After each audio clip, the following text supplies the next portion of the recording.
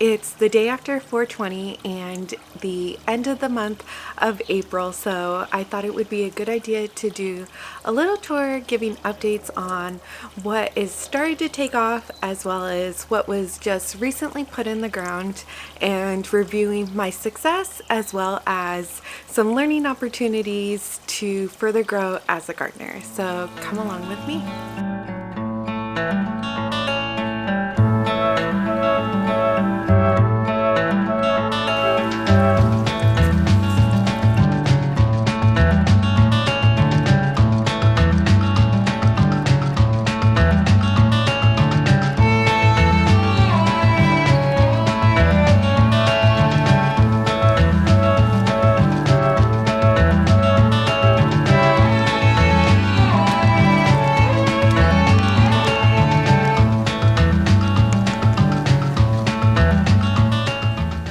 If you're new to our content, I currently Suburban Homestead with my man and our 2 kids, where we basically use fish tanks to fertilize all of our gardens, whether it be indoors or outdoors. We currently live in Southern California, which is a Mediterranean style climate. Particularly it's zone 9B, so it does get fairly warm here during the summer. We also enjoy the benefits of year-round growing and very little frost. So it's April here, and what works here in our climate may not necessarily work in everyone's climate. Okay, so I shared in our last garden tour that this is a kitchen garden. So over here, right outside my kitchen window, are my succulents as well as seedlings. I'm starting to harden off. Well, the last bit of them, and then a tray of things that I need to prep to start back up for succession sowing. Over here I have my green stock container with things starting to be phased out. Over here I have empty pockets in the actual green stock because it was filled with winter veggies and crops that had gone to seed, so I'm slowly starting to take them out. This is a perfect example. Here is arugula that is seeding. Here are these little pods that are actually edible. They're kind of spicy the way arugula is, and those are actually going to be harvestable for future arugula seeds, which I'm really excited about. So I did recently share that I had gotten some herbs from the farmer's market, like this thyme, the chives over there. I had strawberries as well as some oregano. Here in these empty pockets, I did plant some chive seeds from previous chive flowers that had gone to seed, and as you can see, I have a lot of opportunities in the green stock to fill it. Here I have lots of celery. I also have this beautiful cilantro plant that has gone to seed, and I absolutely love the flowers. I think they're so beautiful, and you can either eat these flowers as a beautiful garnish on a dish, or let the flowers just completely bloom and go to seed, and that will create future seeds of cilantro, which I'm really excited about. So I plan to fill the pockets that I have with these super leggy seedlings. I'm hardening them off right now. This is Swiss chard that has gotten really leggy from growing in our antique greenhouse cabinet. Nothing is wrong with the actual growing method of them being in the greenhouse cabinet, but what is making them so leggy is the actual light itself. The light works great for indoor plants and the tropicals that I have kept in there, but I've noticed over the last couple growing seasons that it can make the seedlings for things that are going to be outdoors a little leggy. So sometime along the line, I'll probably replace the 2 lights that I do use to create the seedlings. But until then, it still works great. It could be a little more powerful, but at the end of the day, my entire garden is pretty much planted from seeds that I started in that antique cabinet. And although they're leggy to start, they do come back eventually. The only risk is that them being super leggy can create weaker plants, because this part right here would normally be a super sturdy stalk for the plant, but because it's gotten leggy, it's kind of curved and technically speaking not as strong as it would be if it had been under more ideal conditions. Other plants, however, like these marigolds, work fine under that light. So it just depends on the type of plant I'm growing and how I can work with it. These are other plants that I grew in those same conditions that are doing great. So I have some peppers down there in the back. I have some eggplant, and they grew perfectly fine in the antique greenhouse. So yeah, something to think about if you're looking to set up something like that in your antique greenhouse. Over here, I have been calling these two plants snowball cauliflower, but these are actually all-season cabbage from San Diego Seed Company. And the reason why I called them cauliflower instead of cabbage is because my 2-year-old is always back here gardening with me, and she likes to shuffle things around and play with different plants. And I don't have a problem with it. I've tried using markers that I just stick into the pots, and she takes them out and plays with them. So I knew that that wasn't a good method. And then I decided to write them down in a notebook, but she also likes to color and draw, and she erases things. So I was guessing it was a snowball cauliflower, but it's not. I can tell for certain now that these are cabbage, and they're coming in wonderfully. So I'm super excited about that. I also have garlic still growing, some chives. Here is a dill plant I had originally planted with a squash plant in the same container. The dill survived no problem, and the squash was doing really well right here next to it, but I have a problem with squirrels in my neighborhood, and it just completely ate the squash plant. And I also had 2 tomatillo plants growing right behind the cabbage, and it also completely ate those. So that's one example of just planting double, or just continuously planting things in preparation for wildlife. Side note, that's also why it's pretty cool to have outdoor cats in your neighborhood, because they are a great natural pest control and helping cull the rats or mice or squirrels that will feast on all of your seedlings. So it's not ideal to have the soil bare on top like this. I do use compost as a mulch on top, and I also plan on planting some radishes in the next few days here to help cover the soil. It's really important to cover your soil overall because it helps the UV rays from damaging your topsoil. Right here also, just a little side note, it's a lot of repurposed resources that we have. We recently shared us converting a fish tank from dirt to sand, and this right here is a lot of the excess rocks and dirt from the bottom of that fish tank, which will in turn continue to feed the soil as well as feed the plants that we have growing. In this next garden bed, I have spearmint potted up right next to some lemon balm that has just completely taken off.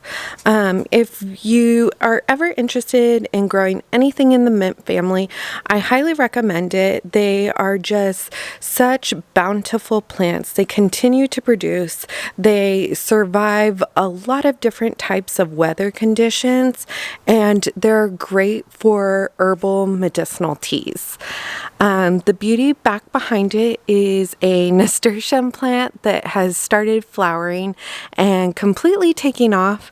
I absolutely love this plant. It is so multi-purpose. Not to mention the flowers are absolutely gorgeous. So the flowers are edible, the leaves are edible, the stems are edible, and when the flowers start to age, it actually produces these tasty little pods on the inside that have that classic nasturtium taste that's super peppery, it's kind of spicy, but it's absolutely wonderful. So this nasturtium plant is from one seed, and as you can tell, it can be an invasive plant. So you want to make sure that if you do plant something like this, that you have enough space for it to completely take off. It's growing all over the place, and I absolutely live for how wild it is, how beautiful it is, but it can also completely overtake things. And I say that because this garden bed is all the way back here, but because this plant is so massive and I haven't pruned it at all, it's just completely overtaking the space. So I highly recommend to make space for it, but also to, it's completely okay to continuously prune it throughout its growing season, because it is such a massive plant when you let it get to that point. And keep in mind too, it can produce like this even if you don't mean for it to, because each flower will produce a seed pod, and it's not even halfway through its growing season and you can see how many flowers it has. So it's quite a bountiful plant. Here I have my lime tree and my mandarin tree. It flowered, and it flowered quite a bit, but both of them still have never produced any fruit, so we'll see if this is the year. Over here I have these beautiful Pacific Beauty calendula. I absolutely love these plants. They are so great in bringing beneficial pollinators to my garden, but also to making wonderful teas, making delicious garnishes for salads, sandwiches, breads. I love to just take the flowers, pop them off, and the more that you take off the flowers, the more it will produce flowers. So what I have been doing is taking them off and then drying them just out on the counter, and then placing them away in the cabinet for when they're not producing. I can have tons of dried calendula flowers for tea or for tinctures, whatever I decide to use it for. I again have tons of garlic planted in this bed, as well as the dwarf Greek basil, the Genovese basil, some chives right over here, and then I have a squash plant here, which I would normally include the variety of the squash plant, but considering I know my daughter was playing around with the squash, I don't want to name the variety until it starts to produce fruit and I'm certain of the type. Over here I have some sage that has produced these beautiful purple flowers that are also edible. I'm looking forward to this actually being harvested soon, so I can make some homemade, homegrown smudge sticks, and then also so I can make room for this lavender and this oregano that would otherwise be pretty much shaded out because they were tinier when I planted them than the sage plant. But if I move the sage over, you can see the distinct plants. So here's the lavender, over here is the oregano, and I'd like for these two plants to also have space and room in this little box. That way I have plenty of all three. Over here I have some catnip, as I kind of touched on, it's really great to encourage local wildlife. I know the neighborhood has some cats that pretty much free range throughout the neighbors' front and backyards. So this is just a nice little spot for them if they do decide to come back here and help assist it out with any kind of pest control. Next to my catnip, I have my little farmer's market succulents, which I still need to continue to fill in, but everything is super happy and I look forward to seeing it grow even bigger over the next growing season. Over here, I did previously have a whole bunch of buttercrunch lettuce growing in this garden bed that I harvested since the last garden tour. Here I also have a tomato plant to be continued on the actual variety because again, my daughter has been playing with them and a whole bunch of things got shuffled around, but it's super healthy and strong and I look forward to having tomatoes this growing season. And then again, tons of garlic growing back here. So in this little pot, I have tons of baby little chamomile plants. I had chamomile growing in the same exact pot in the same exact location last year, and in the middle of summer when it was 110 degrees, this plant was thriving. So I look forward to having that same result this growing season.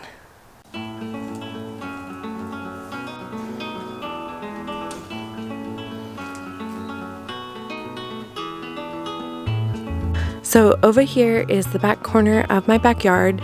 It's pretty much the neglected area that I haven't really taken care of recently. Obviously I've watered it because I have to hand water everything in my yard, but I've kind of just let the weeds take over. So over the next week or two, I'll have to get back here and make sure to pull almost everything and then recycle it into plant fertilizer for the garden beds in the future. Here I have a little baby tree that is bouncing back and looks better than ever. This is seriously the best I've ever seen it in our yard. We've lived here for a couple years and it seriously was just twigs in the ground for the longest time, and this spring it has just completely sprung to life and grown so beautifully, and I look forward to seeing it grow in the coming month. Okay, so this is another great garden bed that I'm looking forward to. Here is my black pepper plant that is super spicy and I live for it. It's so awesome that it overwinters here and comes back to life. If you watch our first garden tour, you can see that this thing was completely bare and looked pretty bad, and now it's just really starting to take off, and as it starts to get warmer it's just going to continue to produce and bush out, which is wonderful. Over here I have the tomato plant that has survived and come back to life as well. I highly recommend you watch my other two garden tours to really see how far this has come along, but it's ready to be trellised. It's super happy and it will hopefully be one of my first plants to fruit this year as far as tomatoes go. Here I have some dill. Oh wait, is this? No, here I have cilantro. It was a big bush of cilantro, but again, some little critters came through and completely decimated it. And so this is all I have left at the moment, but hopefully more to come. This is a tomato plant. I have tons of garlic, and then I have some cucamelons that are just starting to take off here, and then here. As well as tons of chives here and then over there in the corner as well. My rosemary plant that just always does wonderfully. It never looks bad. I seriously don't think that the rosemary has ever had a bad day. It's a wonderful plant that continues to produce all year long. Really, the most I have to do with it is water it, and that's pretty much it. So I'm super thankful for that plant. If you're new to gardening and need a win, grow yourself some rosemary and grow yourself some kind of mint. Over here I have a beefsteak tomato plant, which I know for certain, and a Brad's Atomic Grape tomato plant, which I also know for certain. Tons of garlic lining the bed itself, and then some dill that was planted with a cucumber plant, which was also completely decimated. Over here I have my peppermint plant as well as my elderberry plant. Over here I have my kale, as well as garlic. Here I have some sunflowers that I planted from seed. The first year I was here in this neighborhood, I planted a few sunflowers that completely took off. I was able to save the seeds from those 2 sunflowers and have a bountiful amount of sunflower seeds now at this point. And they were doing so well. They were so happy here in this spot, but as you can see, they got eaten by a critter, and they're still growing, but I don't know what's to come of them. They seem super hardy, so they should make it through, but all the sunflowers that I planted and were really counting my eggs before they hatched, because I was daydreaming of how beautiful they were going to look when they were fully grown and mature. And then I came out one morning and found this and had shattered dreams. So I hopefully will see them reach maturity, and I hope that they will also spring back. Over here I have a squash plant, to be determined on the variety again until I actually see fruit growing, but I love to see already it has quite a few blossoms. This is my strawberry blonde calendula that is also doing so wonderfully. It has these pink beautiful blossoms that I absolutely love, and just like the yellow calendula over there, this is one of those plants that if you pick all the flowers, it will just continue to produce more and more. Alright, and then in my last bed I have to share today, I have my mustard plant, my California orange poppy, which the squirrels that are wreaking havoc on my backyard also really love. This was filled with blossoms this morning, and I could tell that someone had come through because of all the blossoms on the floor. So basically when they come through wanting to eat, they pretty much eat all the blossoms on this plant. And I can tell someone also came through because of this big indentation right here. That tells me that they were either standing or laying right there, just having a buffet of poppy flowers, which I'm not mad at, because as a gardener, you're feeding an ecosystem when you're growing a garden. You're not just feeding the soil, you're not feeding the plants, you're feeding an ecosystem in entirety, which includes the flora and the fauna. Any animals that come along with gardening in general are just the nature of gardening itself. You can't have one without the other. So here I have some nasturtium, I have some mustard right here, the California orange poppy, I have garlic as well growing around, and then the kale. And so sad, I have more sunflower seeds or stalks at this point that survived pretty much being eaten to a bare nub, and hopefully are starting to come back or are on the mend from the damage. Something I did also want to share that I hadn't shared in my previous videos is this rose bush. It's a Mother's Day present I gotten quite a few years back, and I absolutely love it.